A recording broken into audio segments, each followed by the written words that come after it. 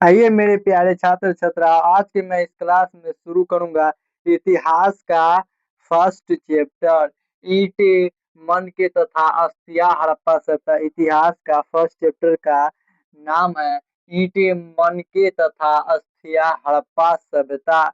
शुरू करने से पहले मेरे प्यारे छात्र छात्रा, आज आप इस चैनल में नए हैं तो लाइक और सब्सक्राइब कर दीजिए।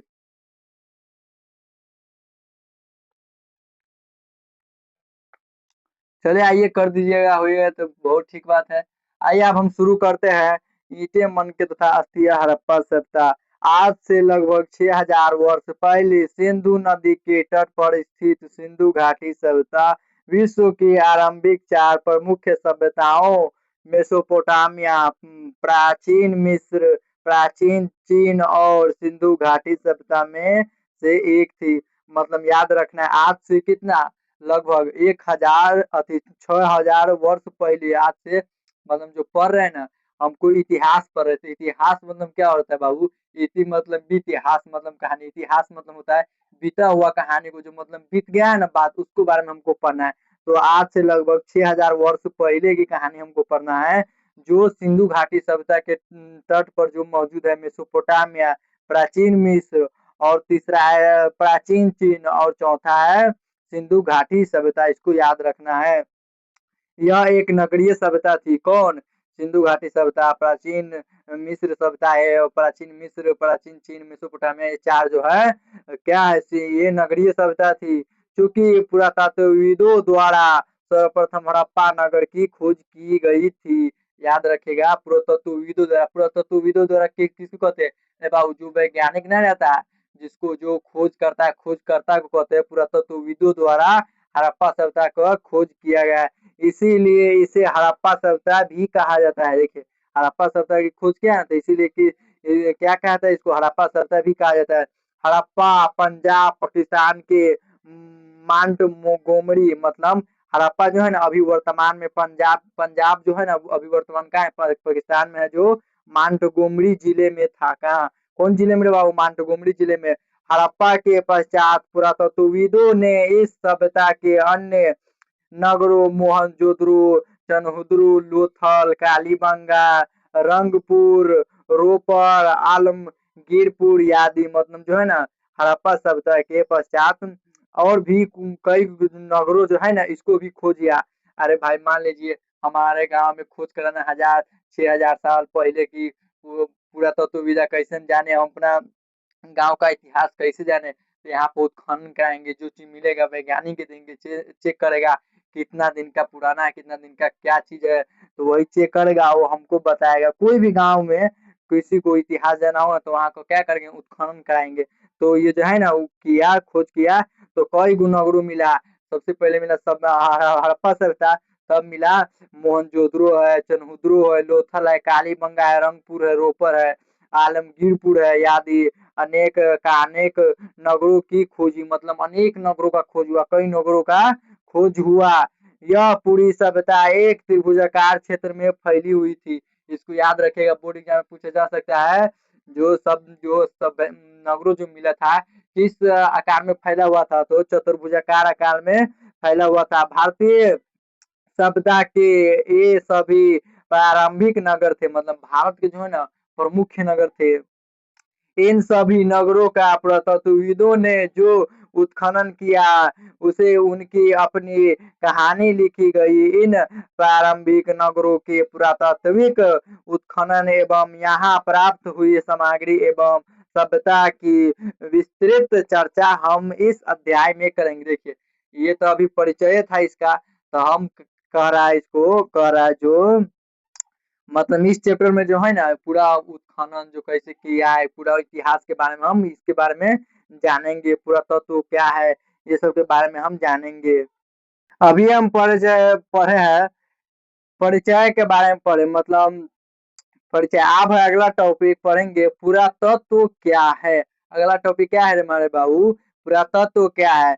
इससे पहले कि हम हड़प्पा सभ्यता के प्रारंभिक नगरों की क्या है, मतलब कह रहा है प्रारंभिक नगरों की कहानी पर प्रकाश डाले। किसको? हड़प्पा सभ्यता जो है ना, उस पर जो है ना प्रकाश डाले, मतलब विषय उस पर जो है ना चर्चा किया जाए। हमें यह जानना आवश्यक है कि पुरातत्व क्या है। अरे भाई हमको तो यह जानना बहुत आवश्यक है जो पुरातत्व क्या है। पुरातत्व इतिहास की सर्वश्रेष्ठ कसौटी है। याद रखिएगा बाबू, पुरातत्व क्या है? इतिहास का सर्वश्रेष्ठ कसौटी है। जिस ऐतिहासिक तथ्य को पुरातत्व का समर्थन प्राप्त नहीं है, उसकी नींव बालों पर टिकी होती है। देखिए किसी को भी देखिएगा गांव में जिसको गुण नहीं रहेगा ना कोई भी चीज का, तो बड़ा मूर्ख सुना हुआ बात को जो है ना लेकर के बड़ा ये करेगा वो करेगा वो। जिसके पास गुण आता है एकदम विद्वान आता है, आराम से चुपचाप शांति मन से काम करेगा। तो जेकरा पास ऐतिहासिक तथ्य को समर्थन प्राप्त नहीं है, उसकी नींव बालों पर टिकी रहती है, नींव कामों करेगा। समकालीन अर्थात प्रत्यक्षदर्शी सामग्री ही पुरातात्विक सामग्री कहलाती है। हमारा वही इतिहास हमारा वही इतिहास प्रामाणिक है जो ऐसी सामग्री को आधार बनाकर लिखा जाता है। देखिए कह रहा है हमारे ऐसी सामग्री जो है ना इतिहास को आधार बनाकर लिखा जा सकता है। विभिन्न स्थानों पर उत्खनन कर पुरातात्विक सामग्री की खोज करने वाले विद्वान पुरातत्ववेत्ता अथवा पुराविद कहलाते हैं। देखिए कोई भी इंसान पुरातात्विक खोज करेगा कहीं भी, उसको क्या कहते हैं? पुरातत्ववेत्ता कहेंगे, चाहे पुरातत्वविद कहेंगे। पुरातत्वविद पृथ्वी के उत्तरी छिपी हुई पुरातात्विक सामग्री द्वारा किसी भी देश के इतिहास की सीमा को पीछे ढकेल सकते हैं। देखिए सही न करा है। अगर ये उत्खनन किया जाए तो किसी भी चीज का हमको मान लीजिए हनुमानगढ़ गांव का, चाहे बिशनपुर का, चाहे भंगा का, चाहे कहीं भी चीज का, कहीं कोई भी गांव का हमको 6000 वर्ष पहले की मतलब जानना है, ये कैसन कैसा था, कैसन मतलब रहा होगा। तो हम क्या करेंगे, यहाँ पर उत्खनन कराएंगे और जो सामान मिलेगा उसको हम साइंटिस्ट के देंगे और चेक करेगा तो वो हमको बताएगा। पुरातत्व वह विज्ञान है जिसके माध्यम से पृथ्वी के गर्भ में छिपी हुई सामग्रियों की खुदाई कर अतीत के लोगों के भौतिक जीवन का ज्ञान प्राप्त किया जा सकता है। वैज्ञानिक तथ्यों पर आधारित होने के कारण पुरातत्व एक अंतिम तथा सर्वाधिक महत्वपूर्ण स्रोत है। देखिए सर्वाधिक बहुत महत्वपूर्ण स्रोत है पुरातत्व बाबू। इसके अंतर्गत खुदाई में प्राप्त सिक्के, अभिलेख, खंडहर व स्मारक आदि की गणना की जाती है। देखिए याद रखिएगा खुदाई के समय क्या क्या मिला था बाबू, मतलब उत्खनन। खुदाई मतलब होता है उत्खनन, मतलब जमीन के अंदर खुद का अथी खनना। तो क्या मिला था? सिक्का मिला था, अभिलेख मिला था और खंडहर मिला था और स्मारक मिला था। कई स्मारक टूट गया हुआ है, फूट गया हुआ है, खंडहर नहीं कोई रहता है। सिक्का पहले का पुराना सिक्का था वो भी मिला। किसी भी जाति का सभ्यता का इतिहास प्राप्त करने का पुरातत्व एक प्रमुख साधन है। सही बात है। किसी भी जाति का जो है ना इतिहास प्राप्त करने का पुरातत्व ही प्रमुख साधन है। पुरातत्वविदों ने सिंधु घाटी के समीप उत्खनन कर जो पुरातात्विक सामग्री प्राप्त की, उसी सामग्री के आधार पर हड़प्पा सभ्यता के प्रारंभिक नगरों की कहानी लिखी गई। मतलब देखिए जिस तरह पुरातत्वविदों ने उसी सामग्री का भी हड़प्पा सभ्यता पर भी नगर पर इतिहास लिखा गया है। इतिहास और पुरातत्व का घनिष्ठ संबंध है।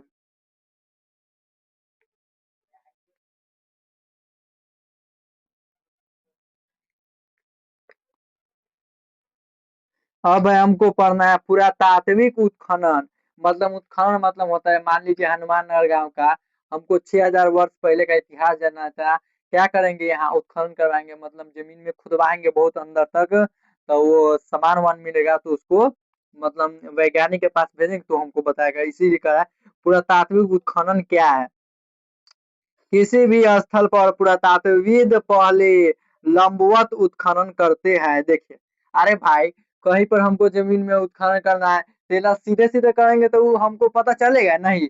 सीधे लंबवत मतलब होता है सीधा, जमीन के सीधा सीधा खानेंगे ना तब ना पता चलेगा हमको इतिहास का पुरातात्विक उत्खनन। इससे विभिन्न सभ्यताओं की प्राचीनता का पता चलता है। पुरातात्विक वस्तुएं जितनी गहराई पर प्राप्त होती है वे उतनी ही प्राचीन होती है। देख लीजिए, अरे भाई जितना गहराई तक हम खोदेंगे, हम मतलब जाएंगे खोदते खोदते, तो उतना ही ना प्राचीन मिलेगा।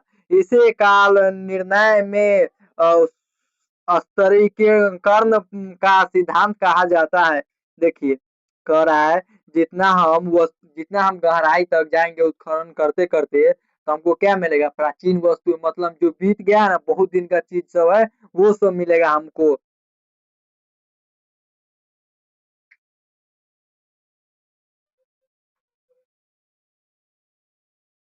इसे काल निर्णय में स्थिरीकरण का सिद्धांत कहा जाता है। पीट रिवर्स महोदय, याद रखेगा कौन? पीट रिवर्स महोदय 1827 से 1900 ईस्वी ने पुरातात्विक स्तरीकरण के वैज्ञानिक अध्ययन की नींव मिस्र में डाली थी। मतलब न्यू मिस्र मतलब पहला मिस्र में डाला डाला था। जिस किसी भी स्तर के बारे में हमें विस्तृत जानकारी प्राप्त करनी होती है, उस गहराई पर क्षैतिज उत्खनन कराया जाता है। मान लीजिए कहीं गांव कोई भी गांव का हो, हमको वहाँ का इतिहास जानना है, तो क्षैतिज एकदम न सीधा सीधा न खनवाएंगे वहाँ, चाहे उत्खनन करवाएंगे कि सोझे सोझे उत्खनन करवाएंगे, तो पता चलेगा वहाँ क्या क्या चीज है। 15 जनवरी 1784 ईस्वी को विलियम जोन्स ने कोलकाता में एशियाटिक सोसाइटी की स्थापना की। इसको याद रखना है मेरे प्यारे छात्र, कि एग्जाम में पूछा जा सकता है। 15 जनवरी 1784 ईस्वी को विलियम जोन्स ने कहा किया था एशियाटिक सोसाइटी का स्थापना तो कोलकाता में किया था। यहाँ से भारत का इतिहास जानने हेतु पुरातात्विक अवनेक्षण का प्रारंभ हुआ। देखिए, कह रहा है यहाँ से जो है ना इतिहास का जानने का जो है ना पुरातात्विक अवशेषण का प्रारंभ हुआ। 1861 ईस्वी में भारत में पुरातत्व विभाग की स्थापना हुई। देखिए, 1861 ईस्वी में, इसको भी याद रखना है। कब भारत में पुरातत्व विभाग का स्थापना हुआ? तो 1861 ईस्वी में। कनिंघम महोदय को इसका डायरेक्टर नियुक्त किया गया। किसको? कौन सी का डायरेक्टर नियुक्त किया गया रे बाबू? जब पुरातात्विक विभाग जो बन गया ना, तो इसको डायरेक्टर मतलब अध्यक्ष इसको कनिंघम महोदय को सौंप दिया। 1872 ईस्वी में संपूर्ण भारत में पुरातत्व विषयक खोज कराने का निश्चय किया गया एवं कनिंघम महोदय को ही इस परियोजना का डायरेक्टर जनरल बनाया गया। देखिए, इस योजना को जो है ना कनिंघम महोदय को ही डायरेक्टर जनरल बनाया गया। 1902 ईस्वी में सर जॉन मार्शल पुरातत्व विभाग के डायरेक्टर जनरल बने। देखिए, अब ये हट गया कौन? कनिंघम महोदय। अब 1902 में जो है ना अति सर जॉन मार्शल जो है ना पुरातत्व विभाग का क्या बना? डायरेक्टर बना। इन्हीं के समय राय बहादुर दयाराम साहनी ने उत्खनन द्वारा हड़प्पा स्थल की खोज की। याद रखिएगा बाबू, हड़प्पा सभ्यता की खोज कौन किया? बोर्ड एग्जाम में पूछा जा सकता है क्वेश्चन 1 नंबर में कि हड़प्पा सभ्यता की खोज कौन किया? तो राय बहादुर दयाराम साहनी, इसका पूरा नाम है राय बहादुर दयाराम साहनी, या होना कह सकते हैं आप कि दयाराम साहनी ने हड़प्पा सभ्यता का खोज किया। यहाँ प्राप्त मोहरों के आधार पर ही 1924 ईस्वी में भारतीय पुरातत्व सर्वेक्षण के director general sir John Marshall ने समस्त विश्व के समक्ष एक नवीन सभ्यता सिंधु घाटी सभ्यता की खोज की घोषणा कर दी। देखिए, सिंधु घाटी सभ्यता के सर जॉन मार्शल जो है ना खोज किया, मतलब घोषणा कर दिया।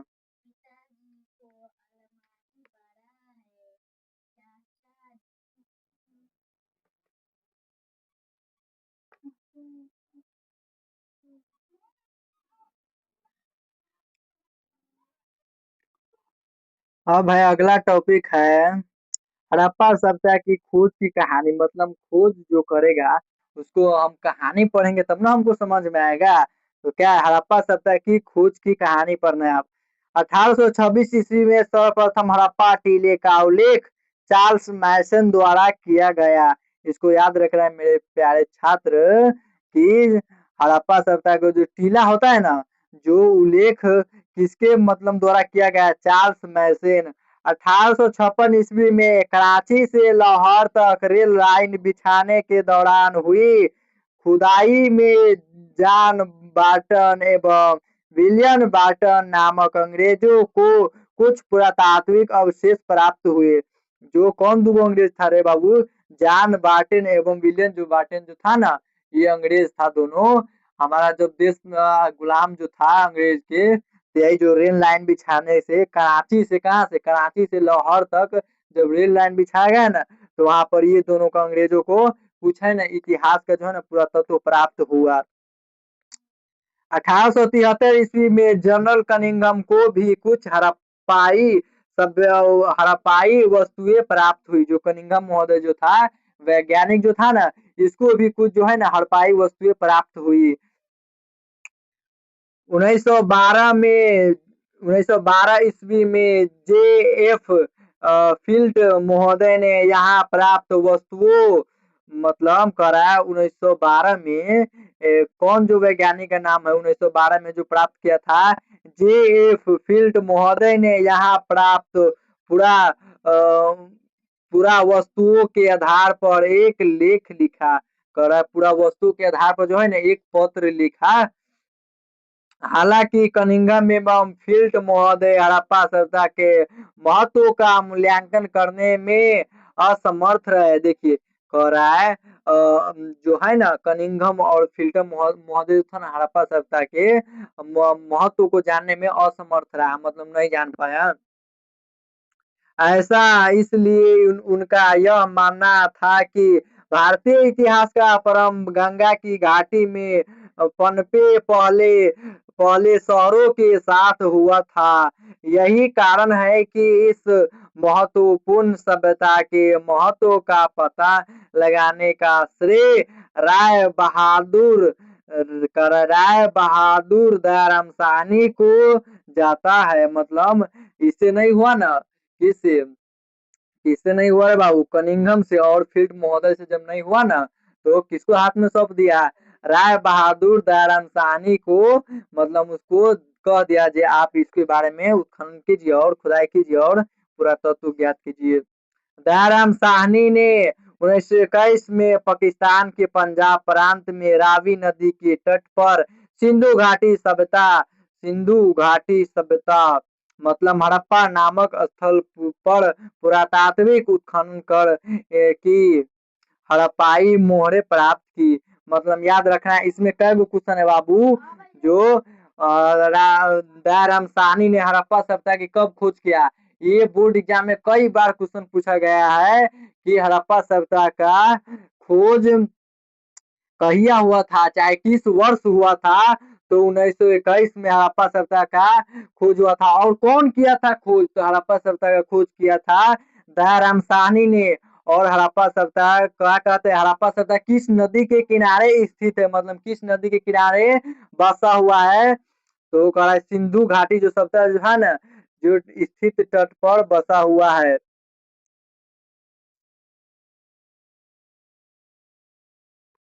दूसरे ही वर्ष 1922 ईस्वी में राखल दास बनर्जी ने मोहनजोदड़ो की खोज की। इसको याद रखना है बाबू कि दूसरे ही वर्ष 1921 में दयाराम साहनी ने हड़प्पा सभ्यता का खोज किया। और 1922 में राखल दास बनर्जी ने किसको खोज किया, मोहनजोदड़ो की खोज किया। राखल दास बनर्जी ने मोहनजोदड़ो की खोज कहिया किया, 1922 ईस्वी में। यह स्थान पाकिस्तान के सिंधु प्रांत के लककाना जिले में सिंधु नदी के तट पर स्थित था। जो यह है मोहनजोदड़ो कहाँ है, पाकिस्तान जो है ना, अभी वर्तमान में पाकिस्तान के लड़काना जिले में, कहा कौन जिला में, लड़काना जिला में सिंधु नदी के तट तट पर स्थित है। इस प्रकार हड़प्पा सभ्यता का उद्भव हुआ और फिर यहाँ हुए पुरातात्विक उत्खननों में एक के बाद एक कई नगरों प्राप्त हुई। जब भी हड़प्पा सभ्यता का खोज हुआ ना बाबू, तो एक के बाद जो है ना एक कई नगरे प्राप्त हुआ, कई नगरे प्राप्त हुआ। पिगट महोदय ने हड़प्पा एवं मोहनजोदड़ो के एक विस्तृत साम्राज्य की जुड़वा राजधानी बताया है। देखिए पिगट महोदय जो है ना एक क्या कहते पिगट महोदय ने हड़प्पा एवं मोहनजोदड़ो का एक विस्तृत साम्राज्य की जुड़वा राजधानी बताया। नहीं कहता है गांव घर में कोई जुड़वे लेकिन दिखता है वही। इनके बीच की दूरी 670 किलोमीटर है। इसको याद रखना है कि हड़प्पा एवं मोहनजोदड़ो की जो बीच की दूरी है, मान लीजिए यहाँ से हमको हनुमान नगर से परिहार जाना है, तो हनुमान नगर से परिहार की जो दूरी है बीच की दूरी वही ना। तो कह रहा है हड़प्पा सभ्यता की मोहनजोदड़ो की बीच की दूरी कितनी है, 670 किलोमीटर। इसको याद रखना है। ये भी सवाल कई बार पूछा गया है बोर्ड एग्जाम में कि हड़प्पा सभ्यता एवं मोहनजोदड़ो सभ्यता के बीच की दूरी कितनी है, तो 670 किलोमीटर। अब है अगला टॉपिक है हड़प्पा सभ्यता का विस्तार, मतलब विस्तार में पढ़ना है। हड़प्पा सभ्यता जो है ना उत्खनन किया, तो इसको हमको विस्तार में पढ़ना है। रंगनाथ राव महोदय के अनुसार हड़प्पा सभ्यता का विस्तृत मतलब विस्तार पूरब से पश्चिम तक 1600 किलोमीटर एवं उत्तर से दक्षिण तक 1100 किलोमीटर, परंतु उत्तर में साया या केला आदि स्थलों की प्राप्त से ही यह सीमा और बढ़ गई है। देखिए कह रहा है पूरब से जो है ना पश्चिम 1600 किलोमीटर और उत्तर से दक्षिण जो है ना 1100 किलोमीटर। यह सभ्यता एक त्रिभुजाकार क्षेत्र में विस्तृत है, मतलब फैला हुआ है। किस आकार में, त्रिभुजाकार आकार में। कौन सभ्यता, हड़प्पा सभ्यता फैला हुआ त्रिभुजाकार आकार में, जिसका क्षेत्रफल कुछ समय पूर्व विद्वानों ने, मतलब जिसका जो है ना किसका, हड़प्पा सभ्यता का कितना रे बाबू क्षेत्रफल कह रहा है, कुछ दिन पहले विद्वानों ने कितना है 12,99,600।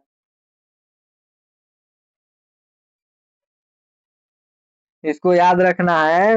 हड़प्पा सभ्यता का क्षेत्र कितना है, पूरा विद्वानों ने टंका दिन पहले ही खोज किया था, खोज किया और इसको क्षेत्र मतलब लंबाई नापा तो कितना है 12,99,600 वर्ग किलोमीटर बताया था। कौन, यही विद्वानों ने बताया था। यह सभ्यता उत्तर में जम्मू के अखनूर से लेकर दक्षिण में नर्मदा नदी के तट तक एवं पश्चिमी में बलूचिस्तान के मकरान समुद्र तट से होकर उत्तर पूर्वी में मेरठ तक विस्तृत है। देखिए जो यह जो है ना नगर हड़प्पा सभ्यता अखनूर से लेकर के दक्षिण से ना, दक्षिण से लेकर के नर्मदा नदी के तट से होकर के और बलूचिस्तान नदी से होकर के समुद्र है, ये सब ये तट पर होकर के विस्तृत है। मतलब यहाँ पर ये है कौन, हड़प्पा सभ्यता, मतलब हड़प्पा नगर। इस सभ्यता का क्षेत्रफल मिस्र से 20 गुना तथा मिस्र और मेसोपोटामिया दोनों के सम्मिलित क्षेत्र से 12 गुना अधिक है। देखिए कह रहा है मिस्र और मेसोपोटामिया का भी मिलाएगा ना तभी भी इसे है ना 20 गुना बड़ा है, मतलब ज्यादा बड़ा है हड़प्पा सभ्यता। हड़प्पा सभ्यता के विभिन्न प्रारंभिक नगरों का विवरण इस प्रकार है। देखिए हड़प्पा सभ्यता के विभिन्न नगरों का मतलब खोज दिया है, खोज का वर्ष दिया हुआ है, नगर दिया हुआ है, स्थिति मतलब दिया हुआ है, और नदी के किनारे जिला दिया है, खोजकर्ता पुरातात्विक मतलब खोजकर्ता का नाम दिया है, कौन खोज किया है। देखिए अभी हम बताए 1921 में हड़प्पा का पंजाब पाकिस्तान में जो अभी वर्तमान में है, ये कौन नदी के किनारे स्थित है, तरावी नदी के किनारे है। और मांटगोमरी कौन जिला में है, तो मांटगोमरी जिला में है। और इसका खोज कौन किया था हड़प्पा सभ्यता का, दयाराम साहनी ने। तो यही है, अपना पढ़ लीजिएगा आप। अब है अगला टॉपिक है हड़प्पा सभ्यता का काल क्या है, मतलब हड़प्पा सभ्यता कितना से कितना तक इसको खोज किया गया, इसका समय क्या है, इसका काल क्या है।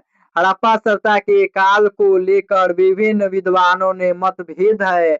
विभिन्न विद्वानों ने इस सभ्यता का काल निम्नानुसार निर्धारित किया है। देखिए हड़प्पा सभ्यता का काल निम्न, सर जॉन मार्शल का काल क्या है, मतलब ये कि कहिया उत्खनन जो करवाया था, जो काल है सबका, सर जॉन मार्शल का काल क्या है? 3250 से 2750 तक है।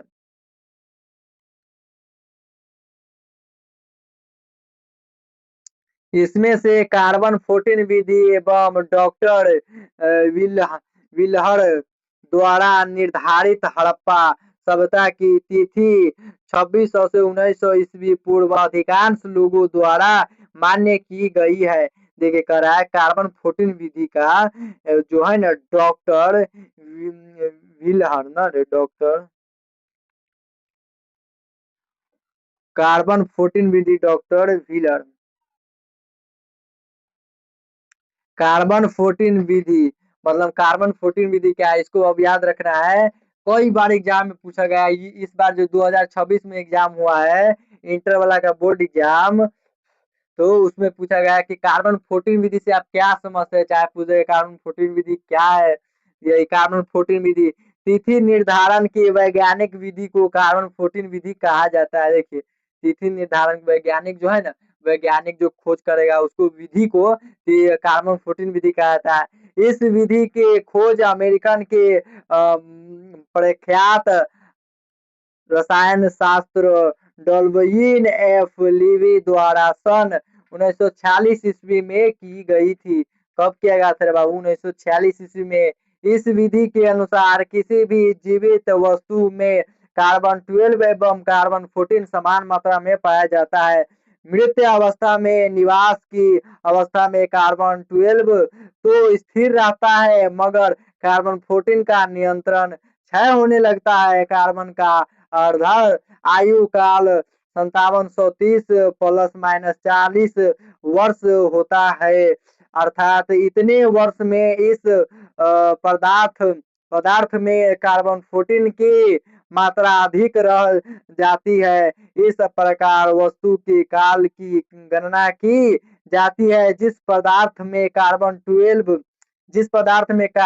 14 की मात्रा जितनी कम होती है वह उतनी ही प्राचीनतम माना जाता है। पदार्थों में कार्बन 14 के क्षय की प्रक्रिया को रेडियो धार्मिता कहा जाता है।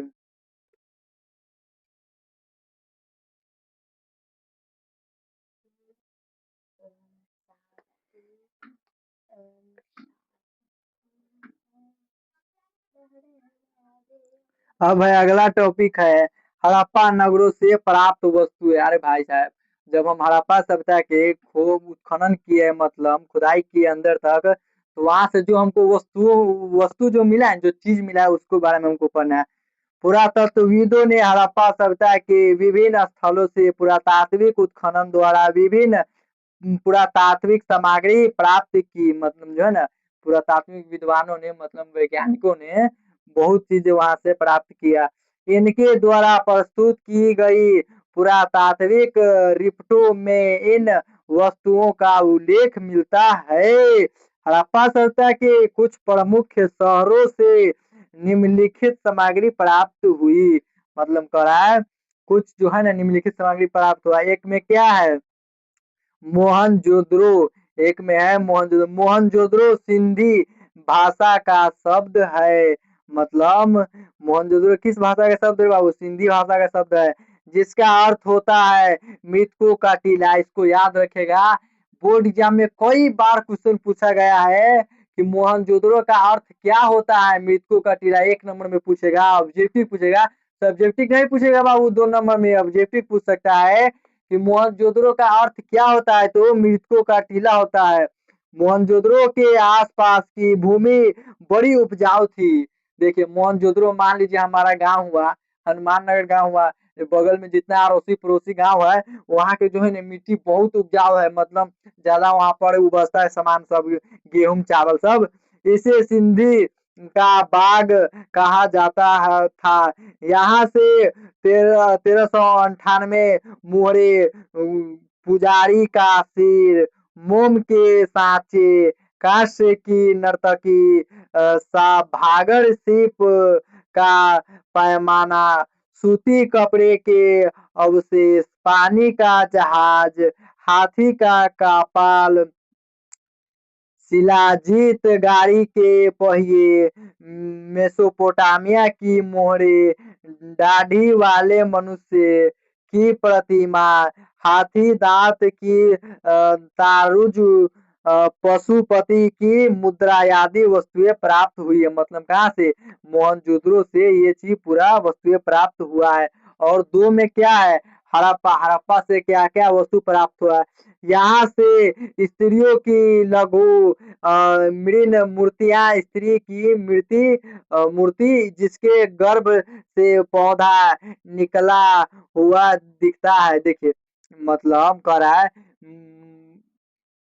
लघु मृतिया, मतलब स्त्री के जो है, स्त्री जैसे एगो पेड़ पौधा है ना, उसमें से मतलब है ना, उसके पेट में से छाल उल कुछ भी निकला हुआ है। पत्थर के शीशन व योनि, ठोस पहिए वाली गाड़ी, प्रसाधन मंजूषा, कब्रिस्तान, लकड़ी का हल, मतलब लकड़ी का हल। अरे बाबू लकड़ी का हल पहले नहीं, किसान सब जो थी खेत जब हर बैल से जोतता है तो वही न कहता है लकड़ी का हल रहता है। लेख युक्त बर्तन, मुखौटे, मुखौटे मतलब कहता है शरीर से नहीं ढका होता है मुखौटे, शंख का बैल, तांबे की मुहरे, जौ गेहूं की भूमि, भूसी, मटर का तिल, मटर व तिल, हाँ मटर व तिल की खेती के प्रमाण एवं खरगोश के चित्र वाली मुद्रा मिली है। देखिए ये सब जो है ना हड़प्पा सभ्यता के उत्खनन क्या है, तो ये सब मिला है। और तीन में क्या है? चनहुद्रू, यहाँ से मनके बनाने का कारखाना, अलंकृत हाथी, सोवान पीपल, पीतल की बतख, मतलब पीतल की बतख जो है ना पहले जो पुराना होता था वही है। लिपस्टिक, तरबूजा एवं बैलगाड़ी आदि मिले हैं। यह मोहनजोदड़ो से 128 की किमी दूर स्थित है। मतलब यह जो चनहुद्रू है मोहनजोदड़ो से कितना किलोमीटर दूर है बाबू? 128 किलोमीटर दूर है। और चार में क्या है? लोथल, मतलब लोथल में जो प्राप्त हुआ कौन कौन वस्तु है? यहाँ से फारस की मोहरे, धान व बाजरे की खेती के प्रमाण, आटा पीसने वाली चक्की। देखिए आटा पीसने वाली चक्की मिला। पहले मशीन उशीन होता था, ये मिल उल आटा पीसने वाली चक्की नहीं होता था। हाथी दांत का पैमाना, मनकों का कारखाना, कुत्ते की मूर्ति, बकरी की हड्डियां, तीन युगल सावधान एवं गोदी बंदरगाह के प्रमाण मिले। मतलब गोदी बंदरगाह का बकरी का हड्डी मिला हुआ है। बहुत चीज मान लीजिए पहले जो चीज धरती जब अथी हुआ था एक बार नष्ट, वो बहुत चीज जो है ना अंदर में दब गया, जमीन में दब गया। वो जो है ना यहाँ हनुमान नगर भी गांव में, कोई भी गांव में उत्खनन करवाइएगा ना आप, ज्यादा गहराई तक जाइएगा ना तो पूरा मतलब पुराना पुराना चीज आपको वस्तु सब मिलेगा। और पांच में क्या है? कालीबंगा, कालीबंगा से क्या क्या मिला था? यहाँ से अग्निकुंड, बेलनाकार मुहरे, अलंकृत फर्श, तांबे के बैल की मूर्ति, लकड़ी की नाली, नक्शीदार ईंटें, मस्तिष्क शोथ की बीमारी वाला कपाल, हल से जुते खेत के साक्ष्य एवं भूकंप के प्राचीनतम प्रमाण मिले हैं। देखिए हल से जुते साक्ष्य है ना, कई बार जो है ना बोर्ड एग्जाम में पूछा है बाबू, हल से जुते साक्ष्य किस कहाँ से मिला है? तो कालीबंगा से मिला है, इसको याद रखना है। और छह में है बन बनावाली, बनावाली मतलब ये है, ये भी है बनावाली है कुछ। यहाँ से चक्रकार, अंगूठिया नामक व कान की बालियां, मछली पकड़ने का कांटा एवं मिट्टी के बने खिलौने आदि मिले हैं। मिट्टी का बने मतलब जो मिट्टी का नहीं रहता खिलौना, वो बने मिला है। कहाँ से? बन बनावाली से मिला है। अब है अगला टॉपिक है उद्धरण किसी बड़े स्थल की पुरातात्विक रिपोर्ट। मतलब पुरातात्विक रिपोर्ट मतलब क्या होता है? देखिएगा किसी मतलब मरीज को ले आता है पोस्टमार्टम में, इसको जांच करता है किस तरह से मारा है, गला घोट के मारा गया है कि दवाई दे करके मारा गया है। तो उसमें क्या निकलता है, रिपोर्ट निकलता है, जो उसको सुनाया जाता है ये इस तरह से मरा है, तो उसी को कहते हैं। मतलब जो जिसको हम मोहनजोदड़ो को हड़प्पा का खोज किया है, वैज्ञानिकों ने उसको जो है ना रिपोर्ट हमको बारे में उसके बारे में पढ़ना है। राय बहादुर दाराम साहनी राखलदास बनर्जी, एन जे मजूमदार और अर्नेस्ट जे एच मौके, रविंद्र सिंह विष्ट, सूरज भान, यज्ञ दत्त शर्मा, बी लाल, जगपति जोशी एवं रंगनाथ राव यादव ने हड़प्पा सभ्यता के विभिन्न स्थलों के उत्खनन के उपरांत पुरातात्विक रिपोर्ट प्रस्तुत की थी। देखिए ये सब जो हम अभी बोले हैं नाम ही सब का, ये सब जो है ना हड़प्पा सभ्यता के खोज का जो है ना पुरातात्विक जो है ना रिपोर्ट प्रस्तुत की थी। इन पुरातात्विक रिपोर्टों में विभिन्न स्थलों पर प्राप्त पुरातात्विक सामग्री का विस्तृत विवरण प्रस्तुत किया है। मतलब विस्तृत बहुत पूरा महत्वपूर्ण जो है ना इसका किया गया है। इन पुरातत्वविदों ने स्वयं भी अपनी रिपोर्टों में कुछ प्राप्त वस्तुओं का वैज्ञानिक विश्लेषण प्रस्तुत किया है। जो अपना जो है ना वैज्ञानिक जो होता है ना वो अपना भी विश्लेषण किया है। उन्होंने वर्तमान में प्रचलित सामग्री से यहाँ प्राप्त सामग्री की तुलना का अपने निष्कर्षण प्राप्त किए हैं। मतलब कर अपना निष्कर्षण भी प्राप्त किया, अपने से खुद किया है। इनके द्वारा प्रस्तुत निष्कर्षों के आधार पर वर्तमान में अन्य विद्वानों ने भी अपनी पृथक विश्लेषण प्रस्तुत किया है। चूंकि अभी तक हड़प्पा सभ्यता की लिपि पढ़ी नहीं जा सकी है। देखिए हड़प्पा सभ्यता की जो लिपि है कैसे लिखाया हुआ है, कैसे कौन लिखावट में लिपि कहता है, उसको लिपि कहते लिखावट को। तो अभी क्या हुआ है उसको जो है ना अभी कोई भी विद्वान जो है ना अमेरिकन भूगोल अमेरिकन क्या कहता है अमेरिकन कहा रहा है यार, कोई भी जो है ना विद्वान वैज्ञानिक जो है ना उसको अभी पढ़ नहीं पाया है। अतः सभी निष्कर्ष अनुमानों पर ही आधारित है। इसी कारण यह प्राप्त पुरातात्विक सामग्री के बारे में कुछ मतभेद भी है, मगर अधिकांशतः विद्वानों की राय प्राय एक सी रही है। देखिए अधिकांश जो विद्वान जो है ना प्राय सबका राय एक ही रहता है, तो काम बने बहुत अच्छा से होता है बाबू। देखिएगा गांव घर में देखिएगा सबका राय एक रंग रहेगा ना, मतलब सबका बोली विचार एक रहेगा ना गांव घर में, किसी का गांव घर में तो बढ़िया से गांव घर उसका डेवलप करेगा, बढ़िया से चलेगा, तरक्की करेगा, आगे में बढ़ेगा। बढ़िया से बोली विचार में है ये नहीं है, एकता है ये नहीं है, तो क्या करेगा बढ़िया से डेवलप आए। तो वही कह रहा है जो है ना विद्वानों को जो वैज्ञानिक को एक राय जो है ना एक ही राय सबका था, हाँ ये काम हो जाना चाहिए था, ये काम हो जाना चाहिए, तब ये बढ़िया से काम हुआ। प्रख्यात पुरातात्विकविद अर्नेस्ट जे एच मौके, अर्नेस्ट जे ए का है मौके महोदय ने मोहनजोदड़ो में हुए उत्खनन पर 1937 ईस्वी में अपनी रिपोर्ट प्रस्तुत की। कब? मैके मैके महोदय ने मोहनजोदड़ो की जब खोज किया ना तो 1937 में अपना रिपोर्ट प्रस्तुत किया। मैके को यहाँ का वर्तमान की पत्थर की चक्की की तरह का एक अवतल पत्थर मिला। देखिए जब यह रिपोर्ट प्रस्तुत किया ना, जब ये खोज अति क्या उत्खनन किया ना, तो इसको पत्थर का जो है ना क्या किया, अवतल अवतल आकार का है ना, इसको एक पत्थर मिला। साथ ही सील पर बट्टे की तरह का एक पत्थर भी मिला। उन्होंने इस अवतल चक्की की संज्ञा देते हुए लिखा है कि अवतल चक्की डैश यहाँ अधिक संख्या में प्राप्त हुई है। ऐसा लगता है कि अन्य पीसने का ये एकमात्र साधन थी। ऐसा कह रहा है कौन? मौके ने कह रहा है, मौके महोदय ने कह रहा है मोहनजोदड़ो में जो चक्की मिली है रे बाबू अन्न पीसने का काम, मतलब इस पर जो है ना पहले अन्न पीसता था। पहले के जमाना में ये मशीन उशीन नहीं होता था अथी का, अभी जो तुम लोग पिसवाते हो जाते हो गेहूं पीस दीजिए आटा कहता है, तो पहले नहीं था। उस चक्की पर जो है ना पत्थर पर ऐसे रगड़ रगड़ के सब वही पर आटा जो है ना मेही बनाता था, वही से सबे रोटी वोटी और बनाता था वही से खा रहा था। पहले ये मशीन उशीन नहीं था ना, तो कह रहा है मौके महोदय ने मोहनजोदड़ो में भी इसको एक अवतल दर्पण का अवतल आकार का एक पत्थर मिला। उस पर क्या करा है, उस पर ऑन पीसे जाते थे, मतलब उत्खनन किया ना तो तरी से मिला, जमीन के अंदर से मिला, साथ ही हासिल करने उन्होंने इसे अवतल चक्की की संज्ञा देते हुए लिखा है।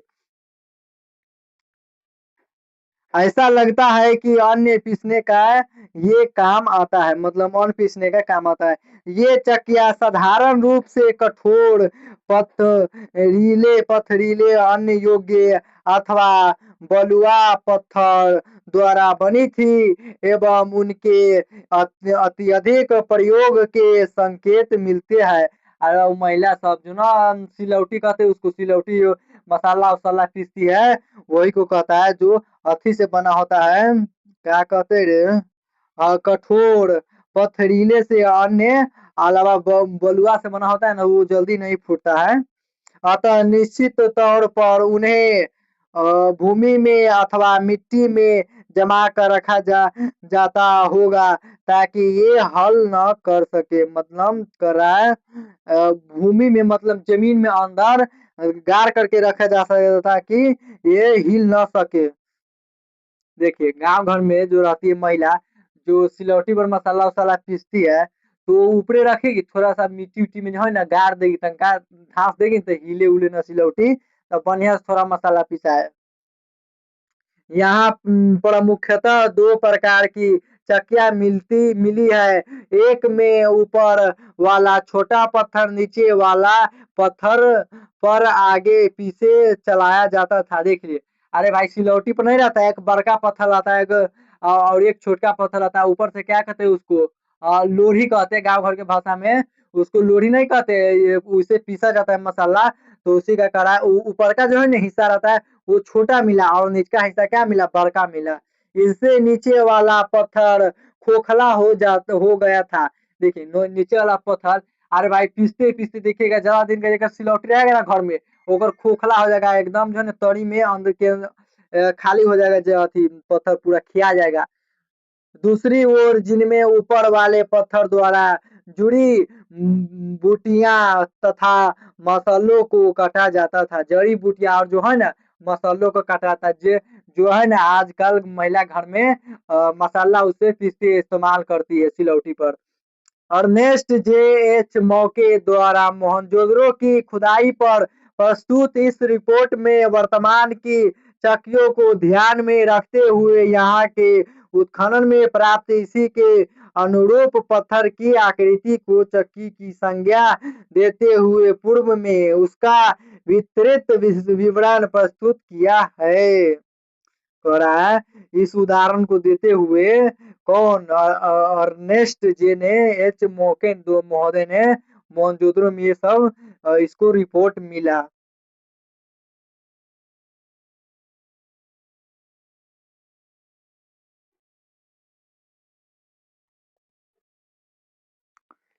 अब भाई अगला टॉपिक है पुरातात्विक रिपोर्ट का इतिहास लेखन में इतिहासकारों द्वारा उपयोग।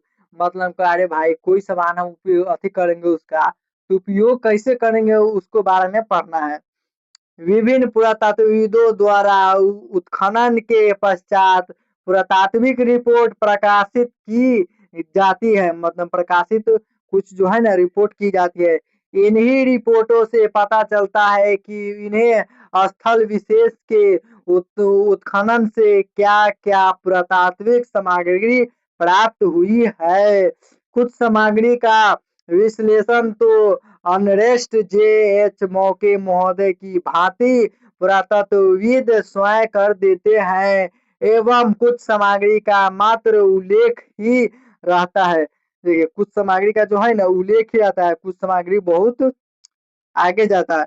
इनकी रिपोर्टों का अध्ययन कर इतिहासकार उस स्थान का इतिहास लिखने का प्रयास करता है।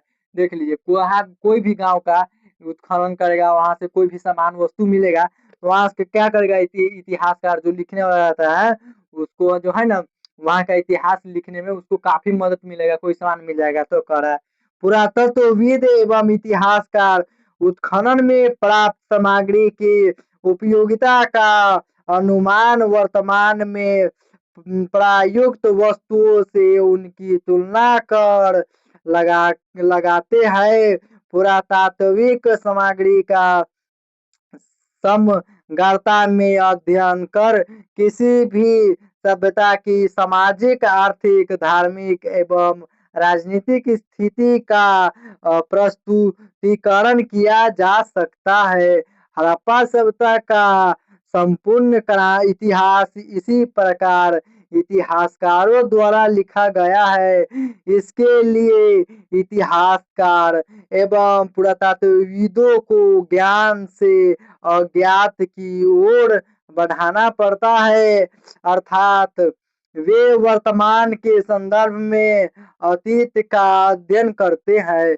देखिए, वर्तमान के जो समय में है उसको अध्ययन करता है, अतीत का अध्ययन करता है। मोहनजोदड़ो में 39 फीट लंबा, 23 फुट चौड़ा तथा 8 फुट गहरा एक विशाल अन्नागार मिला। देखिए, मोहनजोदड़ो में याद रखिएगा बाबू, बोर्ड एग्जाम में पूछा जा सकता है कि मोहनजोदड़ो में मिला अन्नागार, उसका क्या कहते लंबाई कितना है, वो कितना कितना मिला है, 39 फीट मिला है। कितना मिला है? 39 फीट मिला है। मोहनजोदड़ो में अन्नागार मिला है और लंबाई मिला है कितना? 23 फुट मिला है, चौड़ा 8 फुट मिला है। 23 फुट मिला है लंबा, या चौड़ा मिला है 8 फुट मिला है। और हाँ, मोहनजोदड़ो में अन्नागार मिला है। याद रखिएगा, कहाँ अन्नागार मिला है? तो मोहनजोदड़ो में अन्नागार मिला है। बोर्ड एग्जाम में कई बार क्वेश्चन ये पूछा गया है। एवं अनुमान लगाया गया है कि यह संभवतः धार्मिक अनुष्ठान के समय उपयोग में लाया जाता होगा। देखिए, अनुष्ठान अनुष्ठान मतलब क्या होता है? धार्मिक अनुष्ठान मतलब धार्मिक पूजा पाठ के, नहाने के लिए उसमें उपयोग किया जाता था। किसके? अन्नागार। चारों तरफ से चबूतरा बना हुआ है, उसमें पानी रखा हुआ, मतलब तालाब उलाब है, तो उसमें है ना क्या कर धार्मिक अनुष्ठान के लिए उपयोग, मतलब अथी जो है ना बढ़िया का पूजा पाठ करने के लिए उसमें जो है ना नहाया जाता था। कालीबंगा से अग्निकुंड एवं लोथल से वेदियां मिली, वे भी यहाँ होने वाले धार्मिक अनुष्ठानों की ओर संकेत करती है। कालीबंगा से देखिए भी अति अग्निकुंड एवं लोथल से क्या मिला है? वेदिया मिली है। वेदिया जो उसमें भी है ना धार्मिक अनुष्ठान के भी लिए उपयोग किया जाता है।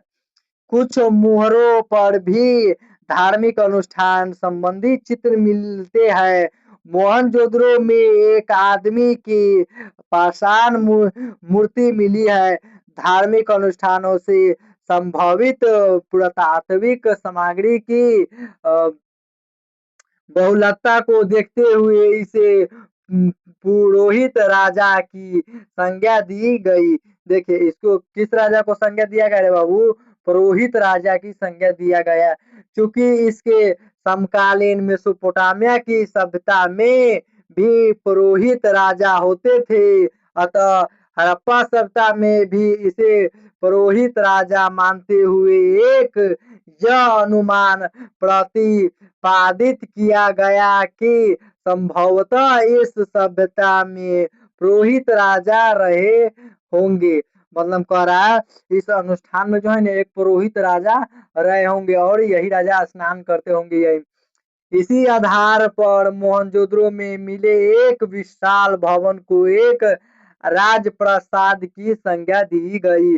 जो मोहनजोदड़ो में एक मिले विशाल भवन मिले, भवन भवन कहते हैं मकान उकान को बाबू, वो भवन मिला ना, तो जो है ना राजप्रासाद की संज्ञा दी गई। मतलब राजा का संज्ञा, मतलब राजा का महल था। बताया है कि मोहनजोदड़ो में एक विशाल अन्नागार मिला है, जो है कितना है? 39 फुट जो है ना लंबा है।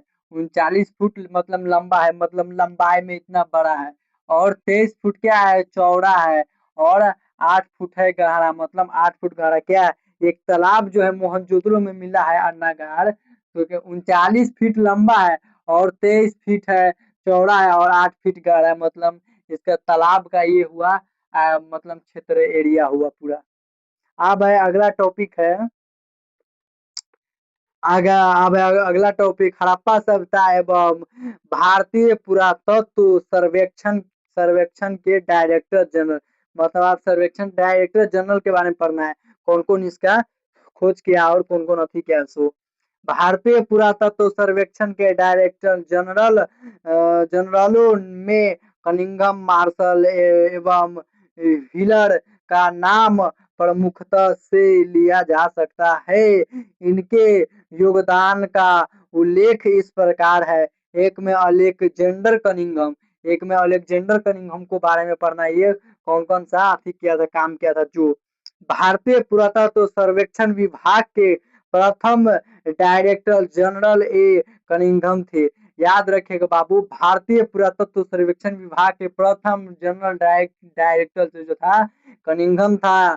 आरंभिक बस्तियों की जानकारी के लिए उन्हें चीनी बौद्ध यात्रियों के वृत्तांतों का अध्ययन किया। देखिए वृत्तांतों का, चीनी जो है ना बौद्ध यात्री, इसको है ना अध्ययन किया। कनिंघम की रुचि सांस्कृतिक महत्व के पूरा वेश खोजने में अधिक थी। मतलब संस्कृत में यह ज्यादा अच्छी था, सांस्कृतिक मतलब गढ़ा संस्कृत में इसका ज्यादा रुचि था। किसको, कनिंघम महोदय को। उनकी रुचि 6ठी शताब्दी ईस्वी पूर्व से 4ठी शताब्दी ईस्वी पूर्व के एवं उसके बाद के पुरातात्विक अवशेषों में भी थी। हड़प्पा के अवशेषों का विवरण न तो चीनी यात्रियों ने किया और न ही वे 6ठी शताब्दी ईस्वी पूर्व के बाद के थे। इसीलिए कनिंघम के रुचि के ढांचे में यह शामिल नहीं था। इसीलिए कनिंघम की रुचि के ढांचे में यह शामिल नहीं था। एक बार एक अंग्रेज ने कनिंघम को एक मुहर दी जो हड़प्पा सभ्यता की थी। एक बार जो है ना अंग्रेज का जो है ना थी, अंग्रेज जो है ना कनिंघम को एक मुहर दिया जो हड़प्पा सभ्यता को जो था, मतलब हड़प्पा सभ्यता को जो उत्खनन किया था उसमें मिला था, उसमें से एक मोहर दिया कनिंघम को। उन्होंने अपनी रुचि के कालखंड में इसे रखने की कोशिश की मगर असफल है। कालखंड में कालखंड में मतलब रखने का कोशिश किया लेकिन असफल हुआ, मतलब न हुआ, इसका काम पूरा न हुआ। सफल होते भी कैसे, यह हड़प्पा काल की जो थी। यह सफल होता कैसे अब, ये हड़प्पा काल के जो थी। और दो में है जॉन मार्शल। दो में जॉन मार्शल का क्या राय है। जॉन मार्शल 1924 में भारतीय पुरातत्व सर्वेक्षण विभाग के डायरेक्टर जनरल बने। जॉन मार्शल ने समस्त विश्व के समक्ष सिंधु घाटी की एक नवीन सभ्यता की खोज की घोषणा की। मतलब खोज किया और घोषणा भी कर दिया। इस तमरान में एस.एन. राय ने लिखा है, मार्शल ने भारत को जहां पाया था उससे 3000 वर्ष पीछे छोड़ा। देखिए कह रहा है भारत को जहां से पाया था ना, भारत को 3000 वर्ष पहले छोड़ दिया। इस प्रकार विश्व को मेसोपोटामिया के समकालीन एक नवीन सभ्यता की जानकारी मिली। उनके कार्य का मूल्यांकन इस प्रकार निम्न किया जा सकता है। एक में है, भारत में कार्य करने वाले वे पहले पेशेवर पुरातत्वविद थे। उन्होंने इससे पूर्व यूनान एवं क्रीट में काम किया था। देखिए यूनान जो है ना क्रीट में काम किया था। यूनान और क्रीट में पुरातत्वविद जो था ना वहां भी काम किया था। वहां का अनुभव यहाँ काम आया। वहां का अनुभव मान लीजिए कहीं भी जाएगा, यहाँ से अपना देश से जाएगा चाइना चाहे चीन, कोई भी अमेरिका जाएगा पढ़ने, वहां से पढ़ के आएगा, कोई भी काम सीख करके आएगा, यहाँ काम नहीं देगा तो काम देवे करेगा। तो वही कह रहा है मथी पुरातत्वविदों जो है ना क्रीट में और काम किया। और कहा किया, अरे यूनान और क्रीट में काम किया ना तो कहा अपना देश में काम है। कनिंघम की भांति उन्हें भी आकर्षक खोजों में दिलचस्पी थी। मार्शल की उत्सुकता दैनिक जीवन की पद्धतियां जानने में भी थी। और दो में उत्खनन में स्तर विन्यास का विशेष ध्यान रखना होता है। मार्शल ने स्तर विन्यास को अनदेखा करते हुए पूरे टीले में समान परिणाम वाली क्षैतिज इकाइयों का एक मुश्त उत्खनन कराया। देखिए पूरा जो है ना अनदेखे करते हुए उसको टीला में जो है टीला में पूरा अनदेखा कर दिया वो, और वे जो है ना एक अपना अलग उत्खनन कराया। इससे पृथक पृथक स्तरों से संबंध होने पर भी एक इकाइयां विशेष से प्राप्त सभी पुरातत्वों को सामूहिक रूप से वर्गीकृत किया जाता था। इससे बहुमूल्य जानकारी नहीं मिल पाती थी। देखिए अलग अलग उत्खनन करेगा तो उतना जानकारी मिल पाएगा? अरे बाबू नहीं मिल पाएगा। देखिए ना गांव घर में देखिए एक साथ जो काम करेगा उसको ज्यादा मतलब डेवलप करेगा, और जो हटले हटले काम करेगा वो डेवलप करेगा नहीं करेगा। अब है 3 में REM व्हीलर। व्हीलर 1944 में भारतीय पुरातात्विक सर्वेक्षण के डायरेक्टर जनरल बने। मतलब याद रखना है REM व्हीलर भारतीय पुरातात्विक सर्वेक्षण के डायरेक्टर कब बना? 1944 में। उन्होंने मार्शल के विपरीत यह माना कि एक समान क्षैतिज इकाइयों के आधार पर खुदाई के स्थान पर टीले के स्तर विन्यास का अनुसरण करना अधिक आवश्यक था। वे सेना में ब्रिगेडियरिया रह चुके थे। कहाँ रह चुका था रे बाबू? ब्रिगेडियरिया रह चुके थे। कौन? अति व्हीलर ने, REM व्हीलर ने ब्रिगेडियरिया रह चुके थे। अतः उन्होंने खुदाई में भी अनुशासन एवं परिशुद्धता पर जोर दिया। मतलब अनुशासन अपनी मतलब शासन व्यवस्था अपनी ज्यादा टाइट रखा। हड़प्पा सभ्यता के अधिकांश स्थल विभाजन के पश्चात पाकिस्तान में चले गए। देखिए हड़प्पा सभ्यता के जो है ना अधिकांश स्थल मतलब पाकिस्तान में चले गए, मतलब आधा पाकिस्तान में मानो चले गया। अतः स्वतंत्र पश्चात भारतीय पुराविदों ने भारतीय पुरास्थलों को चिन्हित करने पर जोर दिया। स्वच्छ में संपन्न व्यापक सर्वेक्षणों से कई बस्तियां प्रकाश में आई। कालीबंगा, लोथल, राखीगढ़ी एवं हाल में ही हुई धौलावीरा की खोज इन्हीं प्रयासों का परिणाम है। धौलावीरा भी हाल ही मेरे बाबू खोज हुआ है।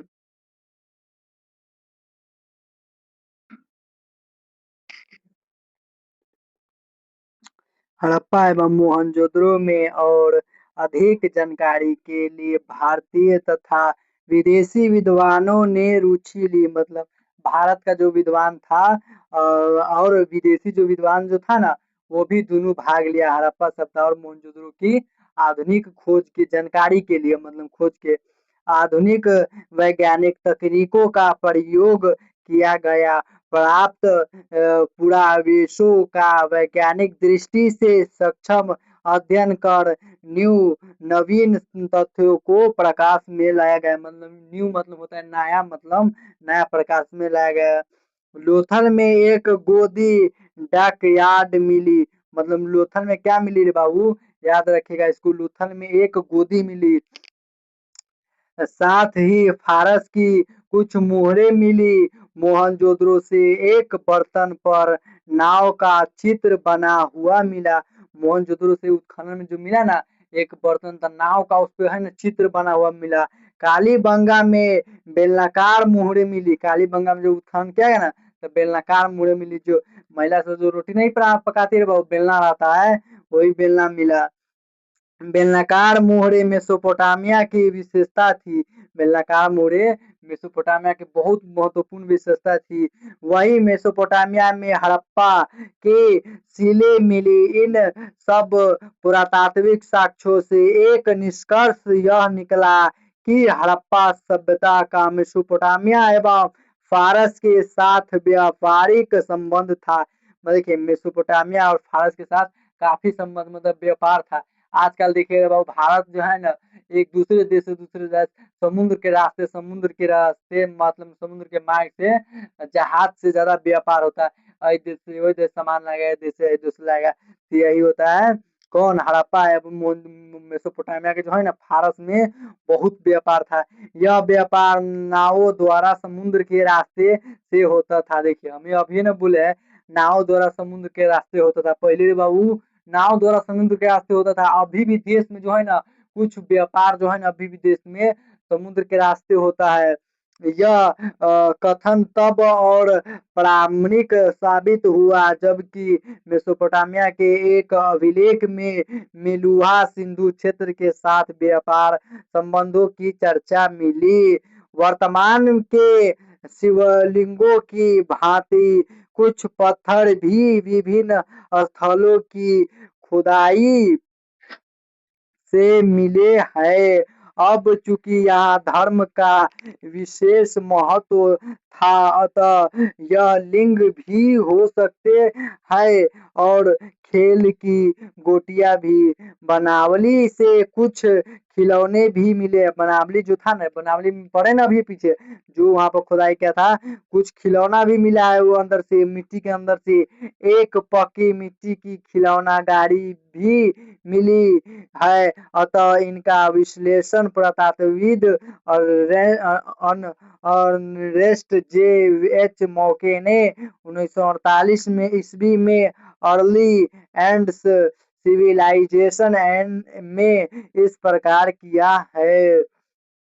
लाजवाद मणि जैस्पर चार्ल्स सैंडी तथा अन्य पत्थरों से बने छोटे आकार के शंकुओं जो सुंदरता से तराशे और तैयार किए गए थे, साथ जो 2 इंच भी से भी कम ऊंचाई के थे, जो बड़ा था ना तराशा गया था मूर्ति का, जो 2 इंच से भी बहुत कम था, को लिंग भी माना गया है। जो दूसरी तरफ यह भी संभव है कि इनका प्रयोग पट्टों पर खेले जाने वाले खेलों में होता रहा होगा। पट्टों में जो खेले जाने वाले है ना खेलों में होता रहा होगा।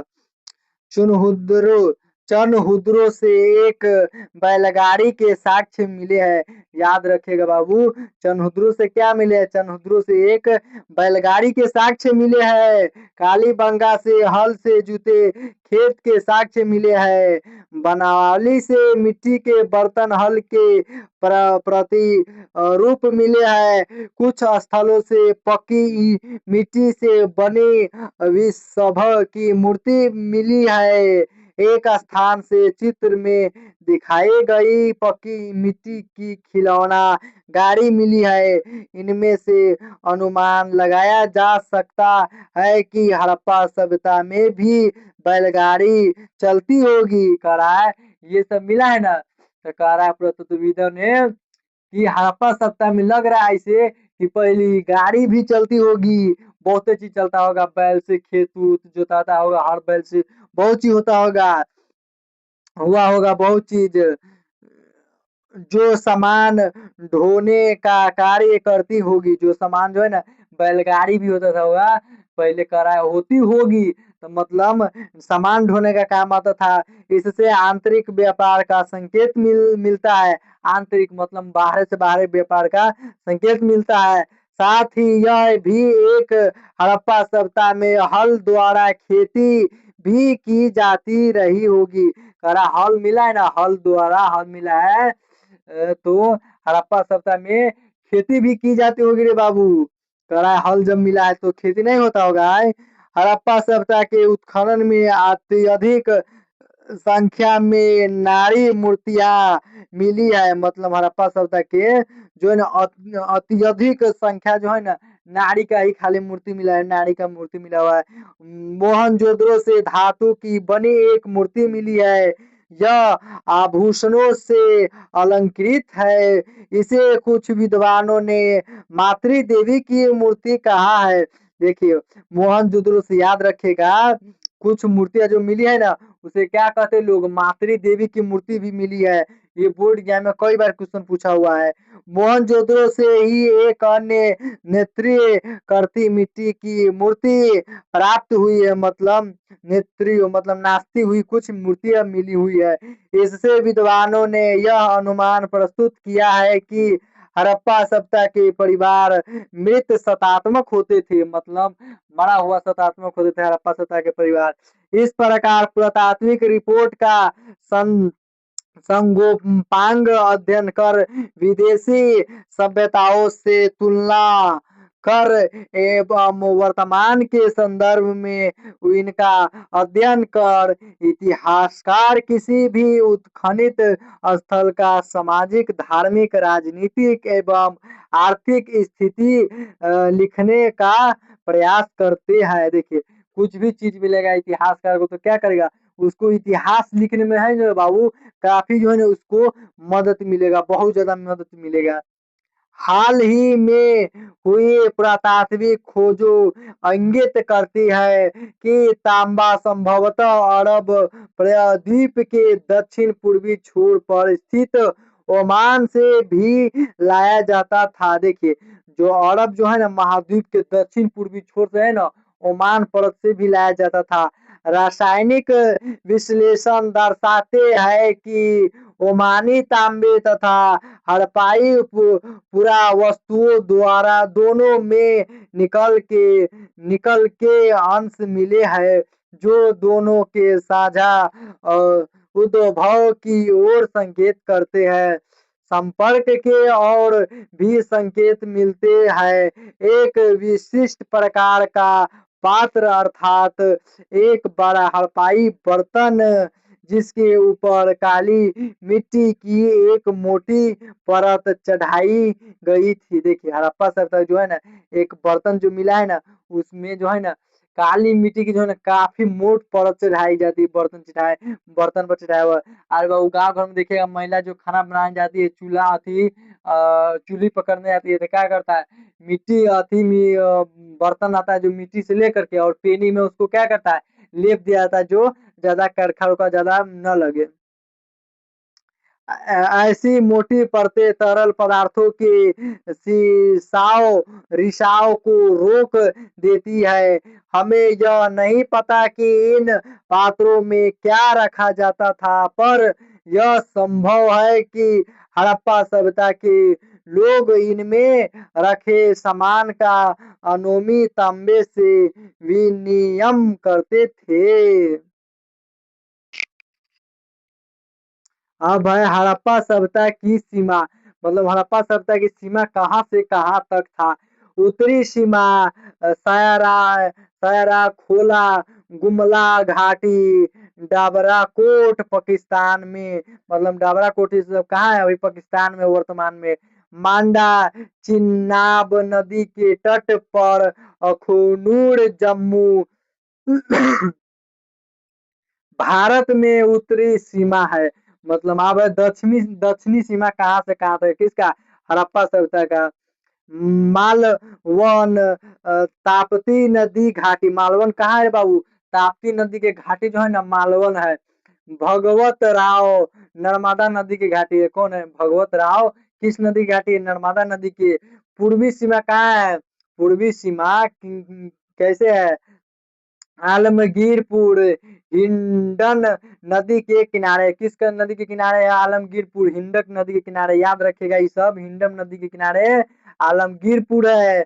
पश्चिमी सीमा में क्या था, सुत कोंडोगोर मकरान का समुद्री तट पर स्थित है। हड़प्पा सभ्यता के प्रमुख केंद्र निम्नलिखित है। एक में जम्मू में अखनूर एवं मांडा, दो में पंजाब भारत में रोपार संधूर, तीन में पंजाब पाकिस्तान, जो वर्तमान पंजाब में है ना, पाकिस्तान में पड़ता है, में हड़प्पा, चार में है गुजरात में रंगपुर लोथल सुरकोतरा मालवर रोवारी, पांच में है राजस्थान में कालीबंगा, छह में उत्तर प्रदेश में आलमगीरपुर, सात में हरियाणा में मितांथल वनावली राखीगढ़ी, आठ में है बलूचिस्तान जो भी पाकिस्तान में पड़ता है में डायरकोट, सुत का कोह, सुत कांगेगोड, नौ में सिंधी, पाकिस्तान में मोहनजोदड़ो, कोटदीजी, आली, मुद्राद, चनहोदरो यादी। अब है नगर नियोजन के बारे में पढ़ना है। हड़प्पा एवं मोहनजोदड़ो को नगर नियोजन मतलब नगर नियोजन इसका कैसा था। हड़प्पा संस्कृति की सर्व प्रमुख विशेषता इसका नगर नियोजन है। मतलब सर्व प्रमुख का इसका नगर नियोजन है। हड़प्पा एवं मोहनजोदड़ो की खुदाई में पूर्व तथा पश्चिम में दो टीले मिलते हैं। हड़प्पा एवं मोहनजोदड़ो का जब खुदाई किया ना बाबू, वहाँ दो गो टीला मिला है। क्या गो टीला मिला है? दो गो। सुनिए, पहला टीला है पूर्वी टीले पर नगर का नगर तथा पश्चिमी टीले पर दुर्ग स्थित था। देखिए पूर्वी टीला जो है ना, पूर्वी टीला पर जो है ना उत्तर दक्षिण पूरब ये हुआ, तो पूर्वी टीला पर जो है ना नगर स्थित है और का है और पश्चिमी टीले पर और पश्चिमी टीले पर दुर्ग स्थित है। क्या था? दुर्ग स्थित है, मतलब स्मारक स्थित था।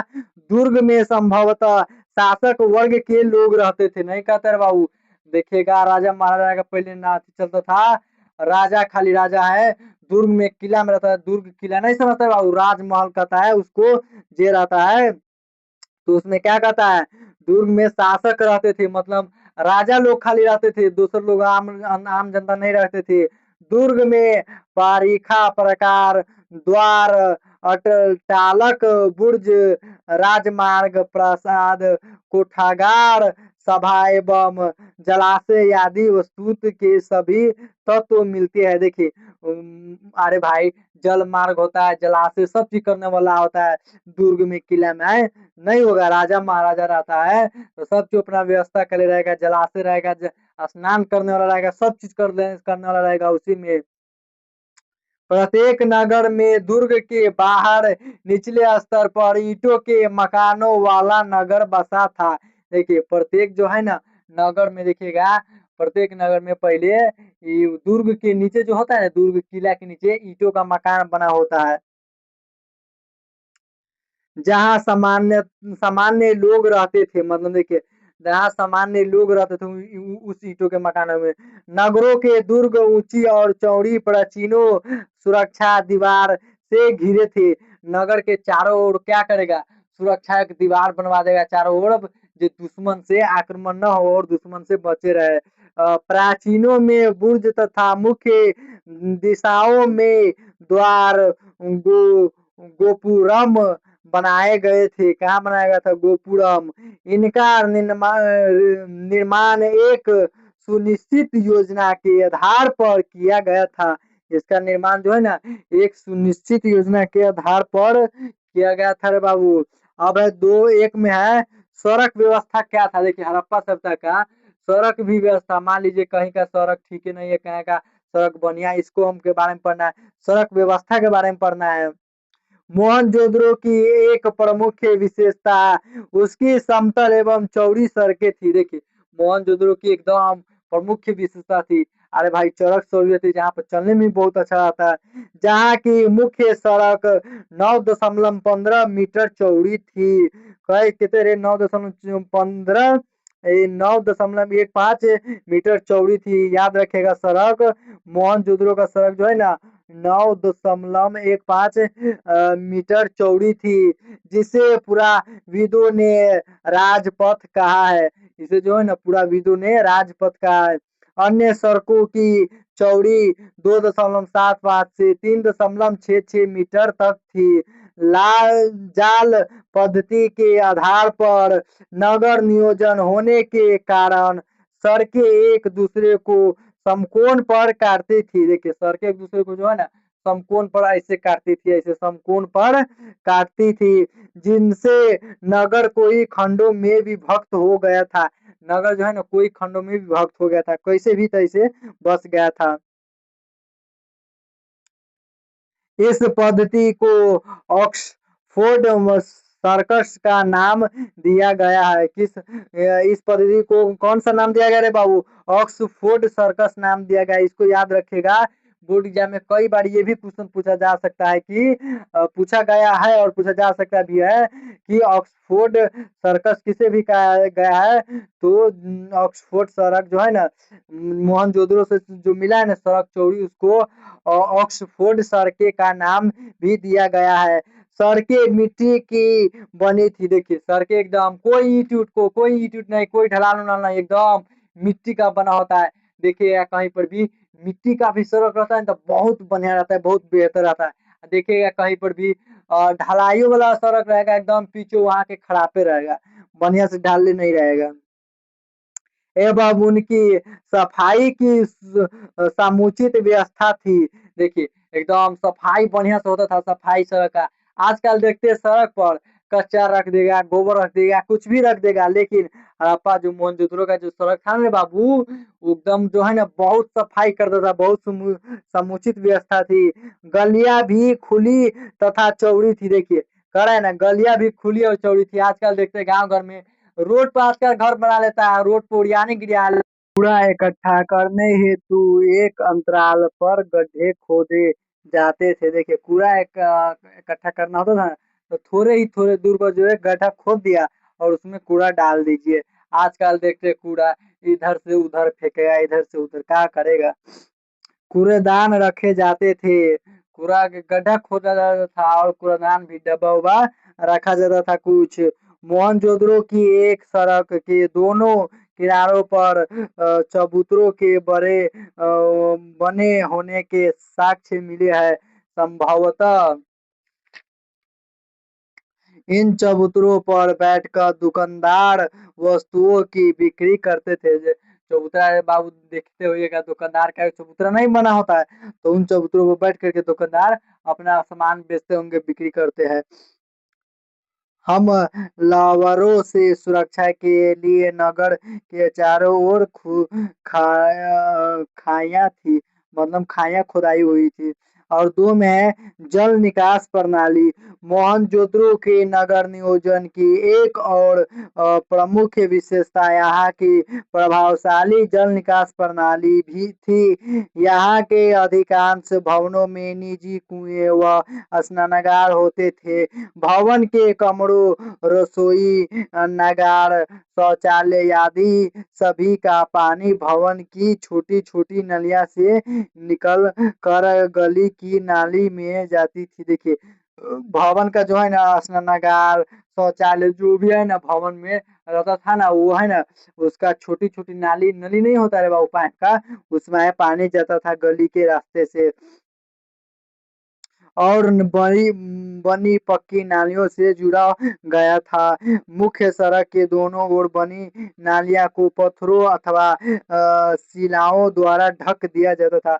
अरे बाबू मुख्य नाली जो रहता है सड़क को, जो गंदा वाला नाली आता है उसको पत्थर से नहीं ढका जाता, तो इसे ढक दिया जाता था। नालियों की सफाई एवं कूड़ा करवट को निकालने के लिए बीच बीच में मोखे मो, मोन मेन होल भी बनाए गए थे, मतलब मेन होल भी बनाया गया था। गलियों की इस प्रकार की अद्भुत विशेषता किसी अन्य समकालीन नगर में देखने को नहीं मिली। देखिए गली के जैसे व्यवस्था टाइट रे बाबू, समकालीन जो है ना किसी भी नगर क्षेत्र में देखने को जो है ना नहीं मिला है। फिर में नगार कैसा था देखो। मोहनजोदड़ो का एक प्रमुख सार्वजनिक स्थल है। यहाँ के विशाल दुर्ग 54.86 गुने 33 मीटर में स्थित विशाल अन्नागार, मतलब इतना दूर में फैला हुआ एक विशाल अन्नागार। यह 39 फुट 14.5 मीटर लंबा, 23 फुट 7 मीटर चौड़ा एवं 8 फुट 2.44 मीटर गहरा है। इन इसमें उतरने के लिए उत्तर एवं दक्षिण की ओर सीढ़ियां बनी हुई है। इसमें उतरने के लिए उत्तर एवं दक्षिण की ओर उत्तर एवं दक्षिण की ओर सीढ़ियां बनी हुई है। स्नानागार का फर्श पक्की ईंटों से बना है। मतलब स्नानागार का नीचे का फर्श नहीं होता है बाबू, जो है ना पक्की ईंटों से बना है। संभवतः इस विशाल अन्नागार का उपयोग आधुनिक स्नान हेतु होता होगा। मतलब आधुनिक स्नान के लिए हेतु मतलब करा है, उपयोग स्नान के लिए होता होगा। अन्नागार के चारों ओर कमरे तथा बरामदे थे। अन्नागार से जल के निकास की भी व्यवस्था थी एवं स्वच्छ पानी की को भी एक कुएं द्वारा स्नानागार में लाया जाता था। देखिए स्वच्छ पानी को जो है ना एकदम मतलब अच्छा पानी को कुएं द्वारा, कुआं से है ना स्नानागार में लाया जाता था। वस्तुतः यह अन्नागार तत्कालीन उन्द तकनीक का परिचायक है। मार्शल महोदय ने इसी कारण इसे तत्कालीन विश्व का आकर्षणजनक निर्माण बताया है। आचार में है अन्नागार, अभी पढ़े हम, तीन में पढ़े स्नानागार, अब है अन्नागार। इसमें कंफ्यूज नहीं होना बाबू, बाबू बोर्ड एग्जाम में अन्नागार और स्नानागार कौन है। जो अन्नागार पढ़ना है चार में। मोहनजोदड़ो में ही 45.72 फीट लंबा एवं 22.46 फीट चौड़ा एक अन्नागार मिला है। हड़प्पा के दुर्ग में भी 12 कोठार खोजे गए हैं। ये दो कतारों में छह छह की संख्या में है। कितने की संख्या में? छह छह की, मतलब छह छह की संख्या में है। ये ध्यान कोठार ईंटों के तरबूजों चबूतरों पर है। मतलब ईंटा का जो है ना चबूतरा आता है ना बना हुआ, उस पर बना हुआ है। एवं प्रत्येक का आकार 15.23 मीटर गुना 6.9 मीटर है। अन्नागार में हवा जाने की व्यवस्था थी। हवा जाने की खिड़की उड़की सब चीज व्यवस्था था। अन्नागार का समृद्ध आकार प्रकार हवा आने जाने की व्यवस्था तथा इसमें अन्य रख भरने की व्यवस्था निरसंदेह उच्च कोटि की थी। उच्च कोटि का जो अन्नागार का जो कुटी नहीं रहता बीड़ी, उसमें भी रखा जाता था, अन्न का भी सामान था। 5 में ईंटें, हड़प्पा संस्कृति के नगरों में पकाई हुई ईंटों का प्रयोग भी यहाँ के नगर नियोजन की एक अद्भुत विशेषता है। ईंटें चतुर्भुजाकार होती थी। मोहनजोदड़ो से प्राप्त सबसे बड़ी ईंट का आकार 51.43 गुना 26.27 गुने मतलब 6.35 सेंटीमीटर है। इतना गुना है। मोहनजोदड़ो से बाबू बहुते बड़का पकी हुई ईंटों का आकार मिला है। सामान्यतः इतना सेंटीमीटर की ईंटें प्रयुक्त हुई है। इतना सेंटीमीटर का जो है ना ईंटा प्रयुक्त हुआ है। उल्लेखनीय बात यह है कि समकालीन मिस्र की सभ्यता में भी पक्की ईंटों के स्थान पर धूप में सुखाई गई ईंटों का प्रयोग होता था। ये बाबू समकालीन जो पहले का जो था ना, धूप में सुखाई ईंटों का प्रयोग होता था। अब तो क्या होता है, ईंट पकता है। मेसोपोटामिया में यद्यपि पक्की ईंटों का प्रयोग होता था। देखिए मेसोपोटामिया में किस ईंटों का प्रयोग होता था बाबू? पक्की ईंट जो था ना, उस ईंटों का प्रयोग होता था। काफी सीमित मात्रा में, मतलब काफी कड़ा सीमित मात्रा में, बहुत कम मात्रा में। इस प्रकार हम देखते हैं कि हड़प्पा सभ्यता की सर्व प्रमुख विशेषता यहाँ की नगर नियोजन प्रणाली ही थी। अब है नगर नियोजन की वर्तमान संदर्भ में उपदेयता। वर्तमान में क्या इसका उपदेयता है? मोहनजोदड़ो एवं हड़प्पा की नगर नियोजन आज हमारे लिए आश्चर्य का विषय है। आज से 4500 वर्ष पहले के लोग नगर नियोजन के प्रति कितने जागरूक एवं निपुण थे। आज हम कितने भी प्रगतिशील एवं विकासशील विकसित हो मगर नगर योजना के अभाव में हमें प्रत्येक बारिश में मुश्किलों का सामना करना पड़ता है। मुंबई जैसा महानगर मुंबई जैसा महानगर नगर नियोजन मुश्किलों का सामना करना पड़ता है। मुंबई जैसा महानगर योजना के अभाव में बाढ़ की स्थिति का सामना करता रहा है। यही हालत भारत की लगभग 70% फीसदी नगरों की है। ऐसे में मोहनजोदड़ो एवं हड़प्पा की नगर नियोजन की ओर हमारा ध्यान आकर्षित होता है। हमें चाहिए कि इससे प्रेरणा लेकिन नगरों का विकास इसी भांति किया जाए। नालियों की व्यवस्था मेन होल के साथ इसी के अनुरूप होनी चाहिए। मतलब नालियों की व्यवस्था मेन होल के साथ जोड़ दिया जाए। सड़क व्यवस्था भी इसी के अनुरूप की जानी चाहिए। यद्यपि हमें चंडीगढ़ एवं गांधीनगर में नगर नियोजन नीति अपनाई है, मगर आवश्यक है कि हम हड़प्पा मोहनजोदड़ो से प्रेरणा लेकर भारत के प्रत्येक शहर में उसी के अनुरूप नगर नियोजित कराए कराए जो गली जो है ना मेन सड़क में जोड़ दिया जाए और जो घर का जो नली है ना वो मेन नाली में जोड़ दिया जाए। अब हड़प्पा सभ्यता के राजनीतिक संगठन का स्वरूप का है, मतलब राजनीतिक में कैसे कैसे इसका संगठन हुआ उसका स्वरूप क्या है।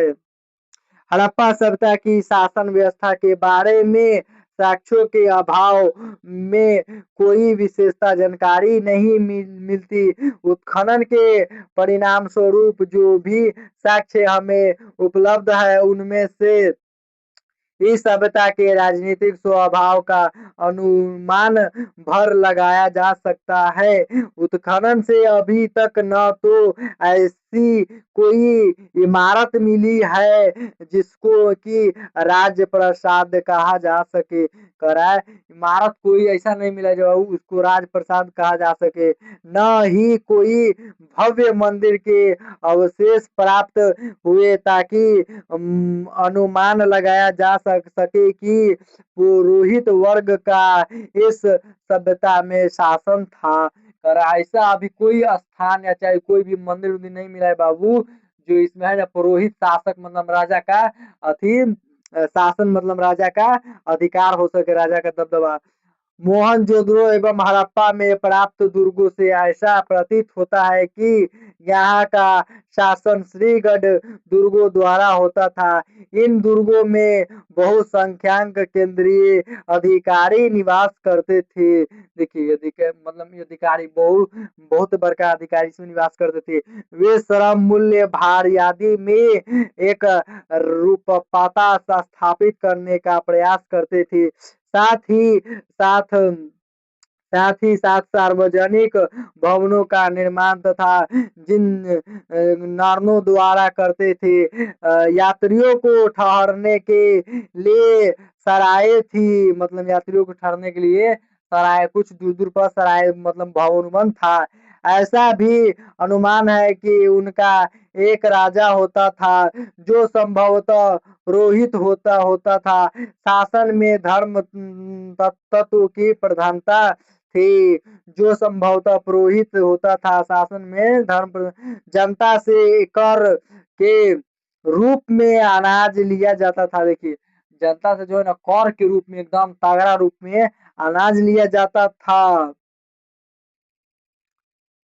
संदर्भ सभ्यता के विस्तार के बावजूद इसमें जो एकारूपात दिखाई देती है इस उससे ऐसा प्रतीत होता है कि हड़प्पा और मोहनजोदड़ो क्रमशः उत्तरी तथा दक्षिण भारत के शासन केंद्र थे। शायद इसलिए स्टुअर्ट पिगट महोदय ने हड़प्पा और मोहनजोदड़ो को विशाल साम्राज्य की जुड़वा राजधानी बताया है। हड़प्पा एवं मोहनजोदड़ो की विशाल जुड़वा राजधानी याद रखेगा बाबू, इसको बोर्ड एग्जाम में क्वेश्चन पूछा जा सकता है कि हड़प्पा एवं मोहनजोदड़ो की विशाल जुड़वा राजधानी कौन बताया है, तो स्टुअर्ट पिगट महोदय ने। कुछ विद्वानों के अनुसार हड़प्पा सभ्यता का शासन व्यापारी वर्ग के हाथ में था।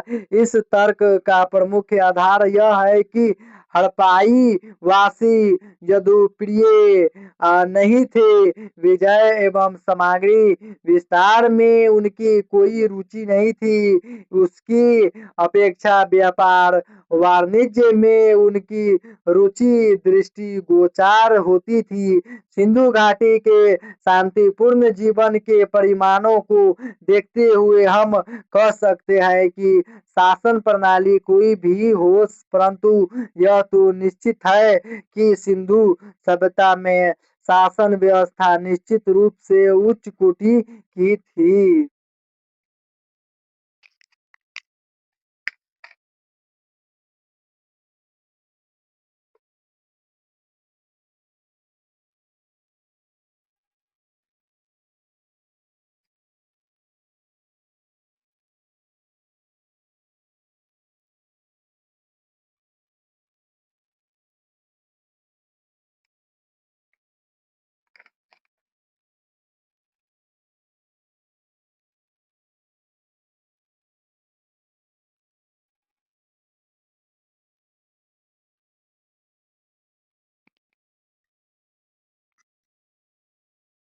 इतिहास का अब हो गया मेरे प्यारे छात्र छात्राओं।